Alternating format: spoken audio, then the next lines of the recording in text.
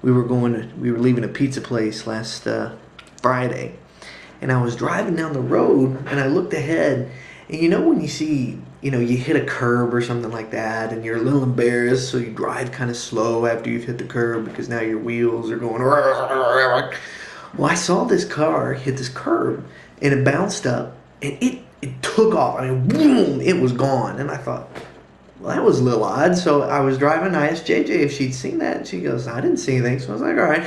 So we got up to where he had actually hit the curb, and I was going 40 or 50. And I heard this, hey! And I was like, that was real odd. And I looked back, but I didn't see anything. And I looked ahead just at that time. And this car that was a good distance ahead of me was flying. I mean, he was just going. And I thought, something doesn't smell right here. So I was in JJ's car, and she's got this Cadillac CTS. So I hit the gas, and I go, woo, and that thing took off like a rocket.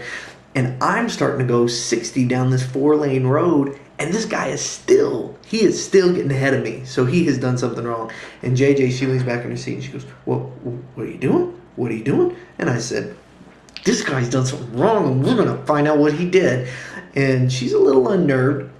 And so he cuts across this highway and goes down this long curvy road. It's the one that kind of goes like this, and it's only 2 lanes. So he's going boom, boom, and I see where he cuts over. So boom, I cut down this 2-lane road as well. And I'm going way too fast down this 2-lane road. I'm going about 50 miles an hour, and it's about 9:30 at night. And he is still getting in front of me, and I'm like, oh, no, you don't. Oh, no. So we go flying down the road, and a train comes across the tracks. And he has to stop. And I pull up behind, and I say, JJ, I said, you get a pen and paper. And I said, write his license plate down. Write down the make and model of that car. So she's writing furiously. And while she's writing furiously, I put the car in reverse, and I go, boom, and I back up.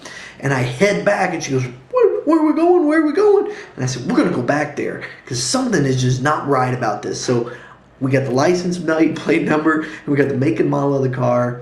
And I go back, and right where I heard that, hey, there's a minivan, and its back end is just crushed, demolished. And I pull up, and there's this Indian woman who's standing outside the car, and I roll down the window, and I said, hey, did something just happen here? And she goes, yes, it did. Somebody just hit the back of my car, and I did not stop, and it just kept going. And I said, well, I saw it. And I said, no, I got his license plate number and the make and model of his car, and we're going to get him. Oh, Joe, thank you so much for stopping. Please, they've got the police, blah, blah, blah.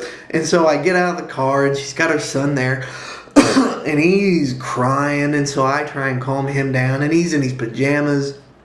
Everybody was so very upset. I wasn't upset. I was jacked because we were going to bust a criminal for a little hit and run, but it was a lot of fun to do that. And so I did that last week.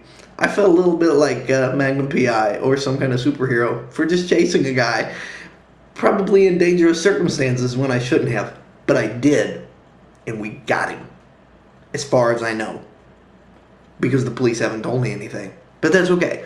I'm sure it will be fine. Police came, gave them the information.